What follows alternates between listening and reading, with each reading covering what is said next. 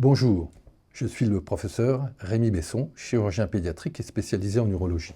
Je suis Christine Lefebvre, je suis endocrinologue pédiatre et je suis également coordinatrice du centre de référence d'Evgen. Je suis le docteur François Marcelli, parcours d'activité urologique au départ et puis progressivement une formation qui m'a amené vers la prise en charge de l'infertilité masculine. Je suis le docteur Loriot-Di-Prévost, je suis un des médecins du service de chirurgie pédiatrique au CHU de Lille.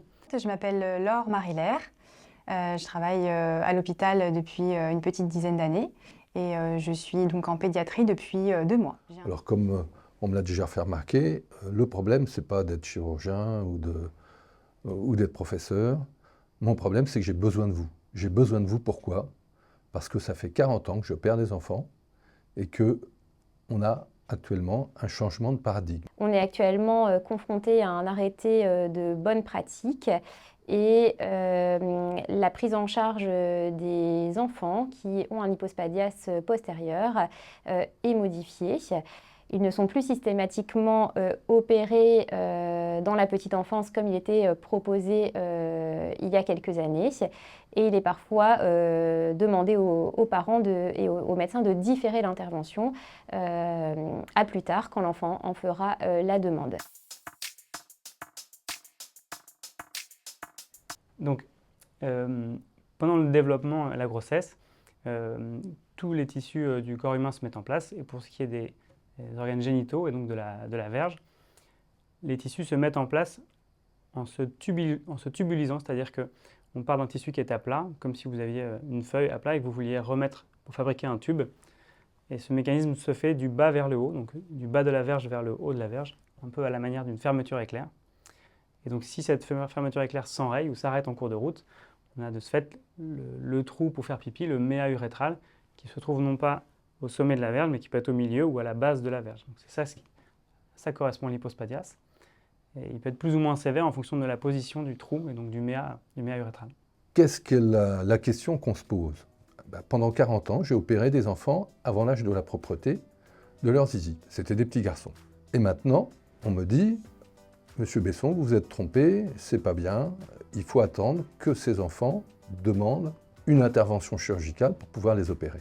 Seulement, les conditions ne sont pas les mêmes, en termes de vécu, en termes de complications.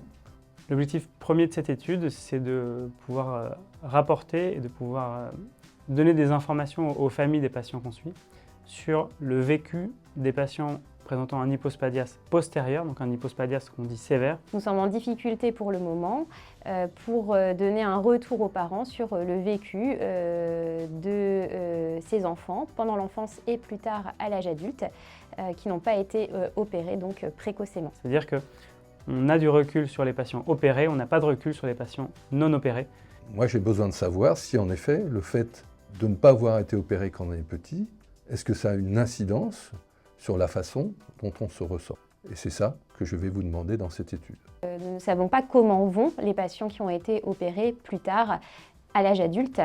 Pour améliorer en fait la prise en charge, le suivi des patients, on a besoin des patients en amont qui sont passés par là.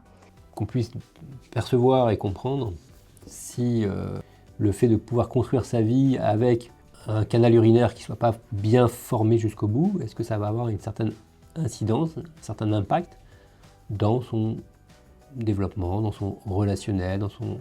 Quelle est leur qualité de vie, quelle est leur fonction sexuelle.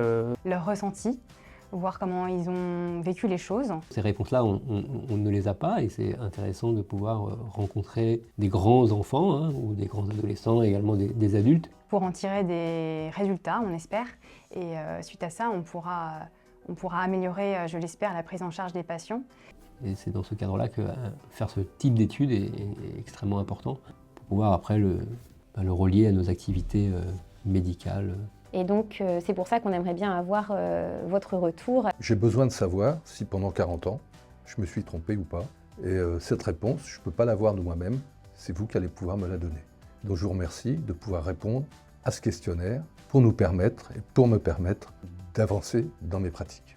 Je vous remercie pour votre attention et je vous remercie de votre participation au questionnaire.